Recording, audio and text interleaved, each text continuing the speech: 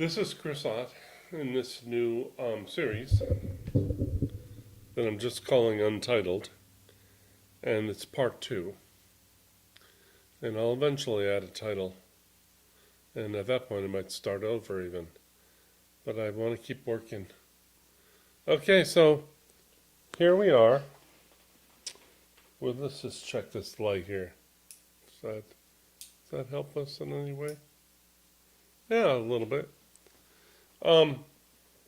Makes things a little creamier.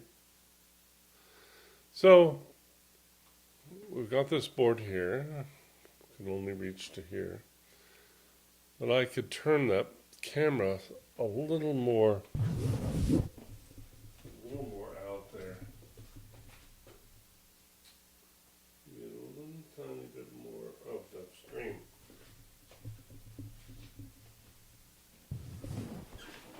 Okay. Now I can. That's pretty good. That's pretty good. Okay. All right. Well, what I'm going to talk about today is well, I had a well, I don't have it on this computer yet. I have a title, working title, or a description anyway. That sort of doubles as the title, and that's to go over how EOP came about, which is kind of a long story. But I'm going to tell that long story because I'm doing this series and placing it on a place where I have very little traffic, and it's not even, I'm not even sure it's accessible to search engines. So this is kind of like, maybe I'll make this public in the future. But for now, I don't have to worry about whether people like this. It's not being done like that. It's being done for my own purposes. Because I have found, now that I've discovered videoing myself, what they call vlogging, or what do they call that? Or let's call it vlogging, because it's really a journal, a web journal. Is talking out loud can really help you formulate what you're going to write. And then vice versa, writing really helps you formulate what you're going to say. And a lot of times when somebody has a website, they'll often have guests that they interview who have written articles or a book. And that way the person has their thoughts more straightened out than most of us do because of that. But also, professors very often will practice their ideas by giving lectures to their classes. And then they write books. And some books have even worked up from notes kept for giving lectures. So there's a symbiotic relationship between talking and writing. And in the end, you leave a legacy of talks and books and essays and things like that. So what I want to talk about here is what this all turns out to be. I've said from the very beginning that my writing is for the future. And what future am I talking about? Well, I was basing it on some quotes by Mayor Baba about interest in his work that would happen in the future, where he implied that, for sure he implied that. And philosophers would pay interest in about, not that long from now, a little more than 10 years from now. So I was always trying to talk to them. And then I thought, well, and then the philosophers will get what I'm saying, and then they'll say it better. And then songwriters and screenwriters and, plays and all, we'll pick it up and it kind of gets into the world like these ideas like a sponge, and then the world benefits from this new way of thinking. And it has to do with a new way of thinking about God and the soul, especially.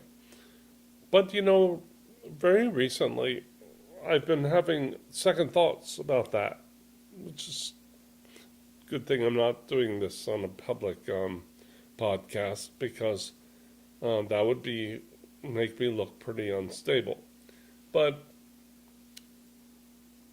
a friend of mine, a Greek friend, he named Stelios, he told me that he and I converse about these topics all the time, for years, for decades, in fact. And he said, Chris, there will never be a society of mystics. And that's the new thought. That's true. Okay, there are mystics, and mystics do have an influence on the ideas that eventually reach the public.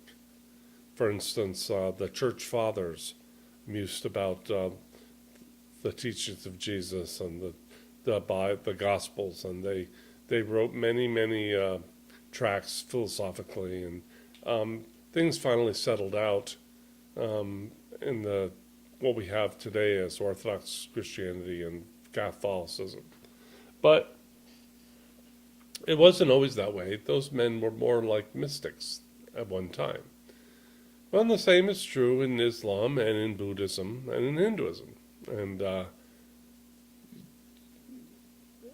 so I wanted to talk about that, because what I'm thinking now is that what I've been writing about and talking about for the last 25 years, and I wasn't talking about it before that, but I was thinking about the same idea. It's really a new version of an old idea. I've always written, they called it a radical new view and things like that. But it's not really exactly that. This is an old view, and I'm going to go over where it has been in history. But it is a radical revision of the analogies used to express it. And there's a reason for that. So those other two views are they're both forms of non-dualism, okay? So this is a form of non-dualism. Okay? Now the first one of these,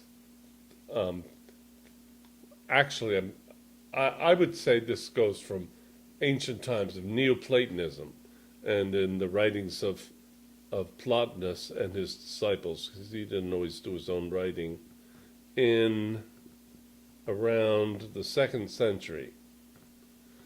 And that was called Neoplatonism, okay? And that's the 2nd century after Jesus, although he wasn't a Christian. 2nd century, okay? And he had this view of the world was these emanations from something which he called the One.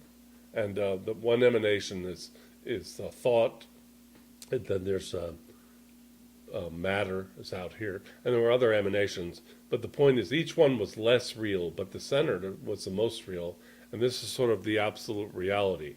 Now this idea is a form of non-dualism, okay? It's very ancient, it's about 2,000 years old. But then after this, we have, in Hinduism, there's somebody named Shankara, okay? And he created Advaita Vedanta, and that's around the 8th century, okay? Sorry, this pen's not too good. That's about the 8th century. And he has a thing, as I said, called Advaita Vedanta, and that's very often what they call non-dualism. And this originally was a pretty radical, this was radical then, and this was radical here, but it's basically very similar. And this is based I'll go over what each base. The next one comes along in the 12th century, okay? And that's from somebody named Ibn Arabi, who's a mystic, all right? And he's a Muslim mystic. Okay, so now he called the one reality the absolute, okay? Called the absolute. And the unity of existence. Okay, this is essentially a form of non-dualism. And Shankara, it's called Advaita Vedanta. Well, let's just call it Vedanta. No, excuse me. You have to call it Advaita Vedanta, because Vedanta just means based on the Vedas, but it's Advaita means non-dual. Advaita. So I'm doing this the first time. That's why I'm doing this. Okay, so this very much the same thing. And then you have me talking about what I call the evolution of perception, which we'll just call EOP, which is lately how I abbreviate it. And here we are in the 20th century. Okay. So we're in the 21st century now. Okay, I even wrote 21st century. Okay. So we have the 2nd century, the 8th century, 12th century, 21st century. These are all the same. And this is called Neoplatonism, 2nd century, and this is called a part of Hinduism. And not all Hindus are Advaitas. There's also ones that have a duality in their understanding of reality. Like between the soul and God, that they're separate, like that. But for Shankara, everything's united. Now, the same here. This is controversial in what's called Sufism, which is in Islam. So it would be very convenient for this to be Christian, but Augustine, who's a philosopher, his writing is based very importantly on the writings of Plotinus. And therefore, you can call this, although he's writing, Augustine's writing in the 4th century, and he was not a non-dualist, so that's why I didn't list him. But Augustine's based on this and that, so this has Christian implications later, and this has Hindu implications, this has Muslim. And this may have implications for something in the future, but it's not like that's what Christians think. And it's not like this is what Hindus think today, and this isn't what Muslims think, because in every one of these you have an orthodoxy, a religion, and the religions are never like this. These are the mystic roots. Now, this is very interesting, because Baba often said that they're all the religions have the same root, or the same basis, but it doesn't mean they're the same. They're very, very different. I could give a whole talk about how Islam and Hinduism and Christianity are radically different. So to say, it's all the same teaching, that's ridiculous. It's not true. There are very different teachings in their orthodox forms and the religious form that most people know about and study when they study theology and so forth and go to a seminary or something. So I think that the future of EOP, which is what I've been talking about for the last quarter century, is in this tradition. And therefore, it will have, it's a repeat of something that is repeatedly coming, but it's done in a different way, as all of these are. All of these have some differences, but they all basically are forms of non-dualism. Okay? And like, nobody knows about me. Nobody buys my books. I don't have a lot of views on my videos. Well, why am I so unpopular? Why is that? Well, I just learned that Shankara, at his lifetime, was basically an unknown monk, and in the Hindu religion, and he did his important writing, which is considered like crucial today. But in his lifetime, he was not known or celebrated. He went and traveled and he debated, but he was not well known. And it was about 300 years after Shankara that he was known. Okay, it took a long time. Ibn Arabi, he was famous in his lifetime, but he was controversial. The main branches of the Muslim faith saw him as a heretic, talking about non-dualism. I'll get into non-dualism, but my point is where EOP fits into history I see now is different. I don't think I'm necessarily bringing an idea that the general public is going to soon accept, and then they'll come, beat a path to my door and Baba's door, where I got my source, my inspiration. It could be hundreds of years, but I've always believed that I won't be forgotten. And I've kind of worked hard to make sure I won't be. Because what I've been saying is the basis of something new. It's not the basis of a religion. Neither is like Plotinus the basis. There's no Plotinus religion. There's no Neoplatonism religion. But these have an influence, okay? And today, I would say the one form of these that the public does know about is a very recent, late 20th century, is because of a writer that wrote about Advaita Vedanta named Nisargadatta. Mm-hmm.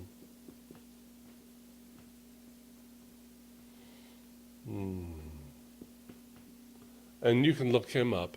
And his book, I Am That, it was very, very popular. It came out in the 80s.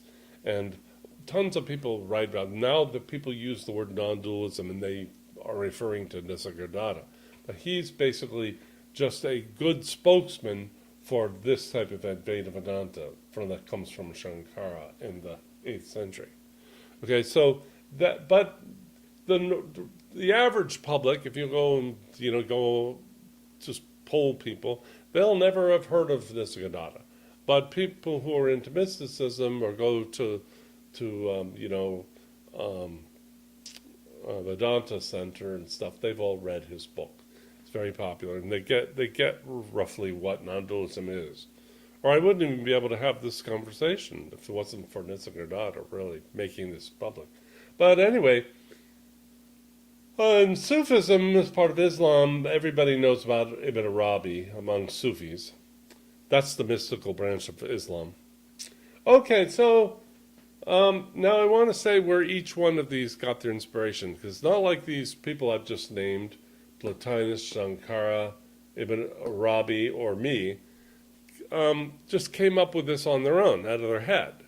They were all interpreting and studying some source, and they found it in there by an interpretation. So Plotinus, that would have been from Plato, okay? And Plato had his influences too, like Pythagoras and so forth. But that's why it's called Neoplatonism, okay, Plotinus. So his basis is in the works of Plato, and the works of Aristotle too, by the way. So he's coming out of the Greek, ancient Greek thing, but although he lived in the Roman Empire in Egypt in the 2nd century AD. Okay, and Shankara, took his inspiration from the Vedas, which are the primary books of Hinduism that are considered Shruti, or like unspoiled works, like the really good, important, vetted scriptures from the past. And these were written by what are called sages they don't really know when. I can't remember what they're called. The sages. Next time I do this, I'll have remembered the word.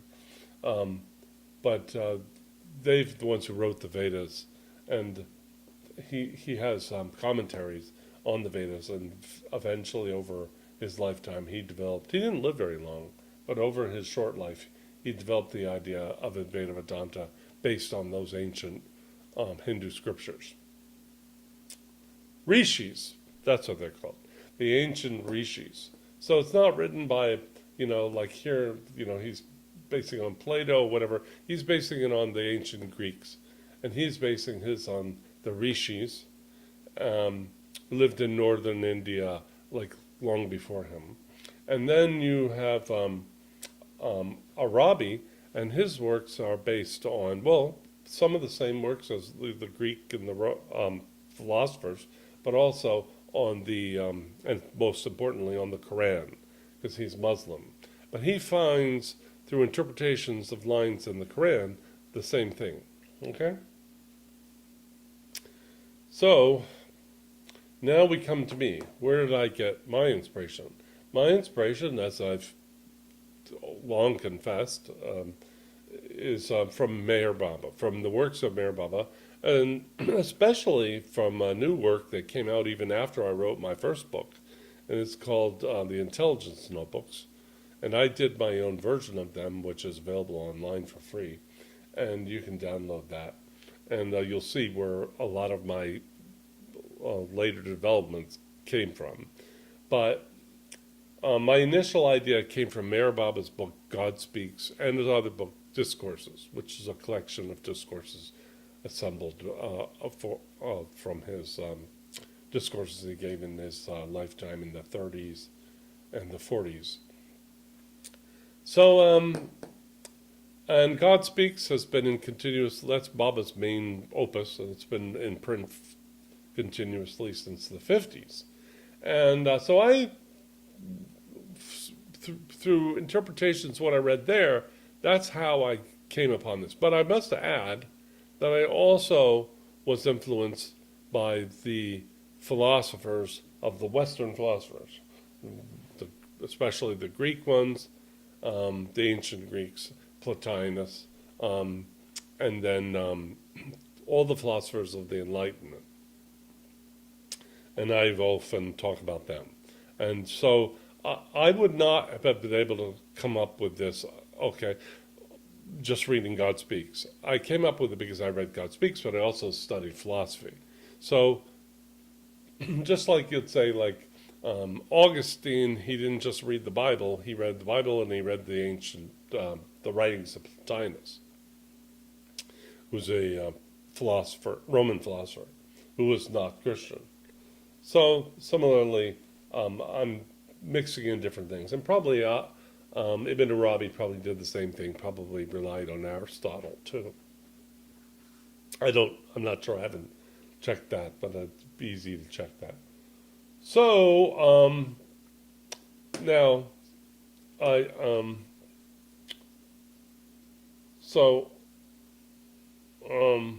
okay. The difference. What would be the point of doing this? Why couldn't people just go back? Why can't you just advertise that people read the works of Ibn Arabi and the works of Shankara and Plotinus? Well, they're very hard to read. They're written in a very different time, but also they had different analogies because certain things didn't exist. Remember, this is the 2nd century, the 8th, and the 12th. One of the things that didn't exist in any of those centuries was lenses. And my whole main analogy that I use is lenses. But lenses were only invented in the 1700s, so 300 years after Ibn Arabi, and 900 years after Shankara, and like 2,000 years after no, not 2,000, about 1,800 years after Plotinus, but only about 100 years before I wrote. And I was a camera assistant, and I was a projectionist, and I was a filmmaker, and I was a photographer. So this came very easy. Plus my father and my mother were both artists, painters. So I had a lot of background in perception, and so my idea, the evolution of perception, which uses a film lens analogy wasn't possible before. And there were other things that I include that were not in the thinking then. And I've talked about that in my writing, but I'll go over that more. But that's all that's changed. So that EOP, Mir Baba himself, who I used to form EOP, he endorsed the works of Shankara and Ibn Arabi right in his main book, God Speaks. He said he unequivocally consistent with what they taught. This one called nondualism, this one called unity of existence. Same thing. So is EOP, a unity of existence and a non-duality. But what I write is accessible to in a way that these weren't, because it uses different, a much more familiar analogy. As a matter of fact, I use many modern analogies. I use the analogy of an algorithm. I use the analogy of film lenses, projectors, film strips. Computer games, I talk a lot about them, and virtual reality. But also, I talk, this isn't by analogy, but I talk about psychology, which didn't exist prior to the 1800s, in the form that we have it now, and definitely Gestalt psychology, which is very important to evolution of perception. So I now see the evolution, my work, as another version of one of these mystics. That's what I've done. I stumbled upon, because I didn't write EOP knowing about them. I only found out about Shankara and Ibn Arabi and even Plotinus after I wrote my first original book, The Evolution of Perception. So now I see that, I see Shankara wasn't known for really by the world, recognized for 300 years after he died. He's just sort of were other people that are much more important at the time. This helps me to understand why my work is so ignored. And it's like, well, I don't even know what you're talking about. Well, probably nobody knew what he was talking about. And people knew what Arabi was talking about because he had like these followers that were spreading his word, his message, and it was quickly considered a heresy. It was like, it was kind of done. So he kind of had a mixed bag, but he was famous. Plotinus, I don't think he was famous in his lifetime, although he had disciples. I don't have any disciples. I got friends who I talk about this idea with, and we're much on the same page. So I would call EOP now not a radical new view, although you could use it as that. Maybe somebody will be so, but that's pretty avant-garde. Like, it's a radical avant-garde idea then. So EOP is a form of mysticism with new, but it's really an old mysticism. It's non-dualism, but it uses modern analogies, okay, and to explain it. And it uses principles that weren't around in the past. One of them is process theory, which I get into in the book, so I'll get more into that later. That's a very big thing. In psychology, as I said, and Gestalt psychology. So we have all these ideas that would not have been possible in the hoary past of ancient mysticisms, but it's the same mysticism, okay? It is the same, and I'm confident that I'm not in some kind of left field of the ancient ones. Although Plotinus and Arabi and Shankara all would have probably thought I was very weird. They wouldn't have understood me because they didn't have the same kind of background.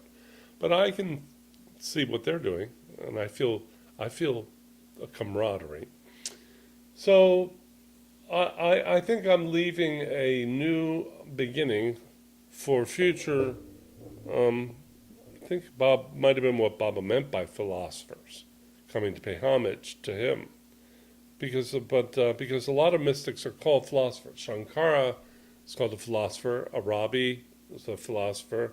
Plotinus is called a philosopher. Augustine, who created Christianity basically partially out of Plotinus, he's called a philosopher. Well, he was a philosopher. I'm a philosopher. I have a higher degree, a master's degree in philosophy. And I wrote a thesis in this area that I write in called, well, you can look that up. And so some mystics are often philosophers. There are some mystics that are not philosophers, like St. Francis wasn't a philosopher.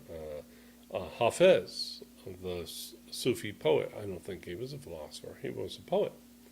And Meher Baba said he was not a philosopher, that he was saying, giving a real revelation. It's like the rishis gave that Shankara used, or Muhammad claimed to be received a revelation from Gabriel, and that he was written down as the Quran. So you have a new revelation from time to time. But then when people study the new revelation, as I'm finding, they find the same thing. And that's what Baba, I think, really meant by beads on one string. They're all really the same root, but not the same husk. It's not the same outer form. You walk into Orthodox church in Turkey, it's not going to be just like when you walk into Muslim mosque in Iran. They're going to be different, and the clerics are going to tell you different things. But some of them, if they're really theologians, real philosophers themselves, they will know about these mystical roots, and they may believe in them or not. But that's what I think EOP is now. I don't think EOP is a call to the masses, let's start anew. We'll have a new way of understanding self and God. Maybe one day, some way out there, maybe something like that will happen. But that will take a very long time. And Meher Baba once said, I've come to bring about, he said this early in his spiritual career, like around 1936, I believe. He said, I've come to bring about a revolution in man's thinking, the slowest of all revolutions. And what they say about God's time, it's really slow. So we may be talking hundreds of years. So as I said, Shankara was not recognized for 300 years. I recently learned that Buddha, really, nobody knew about Buddhism except there were a few monks and nuns for the first 300 years after Buddha. And it was only when the Indian emperor Ashoka converted to Buddhism, kind of out of the blue, and he created all the Buddhist temples and shrines and monuments that we see in India and Sri Lanka today. And so that took 300 years to take off. So I said, when I wrote my first book, The Evolution of Perception, I have a very good friend of mine named Joyce. And I told her when I wrote it, I told anybody who would listen to me, I said, even my friends, I said, my casual friends, I said, this book will be remembered for 1,000 years. It's seminal. It'll be the first. It's like you got to know the evolution of perception. Even if people grow beyond it or see problems in it and it gets developed, or that it's all, you're not talking about mysticism in 200 years from now unless you have read Evolution of Perception. I said that then, and I also said not only that it will be remembered for 1,000 years, but I also said it'll take 200 years for people to even understand it. I still hold by that. There are people who understand it very well, but there are like a couple dozen people, and that's after 25 years. And of those, only a couple maybe really actually could say what the evolution of perception says. So that's the end of this part 2 of this series, which remains untitled. And I will see you next time in part 3. We'll see how that goes. All right, take it easy. All right, bye-bye.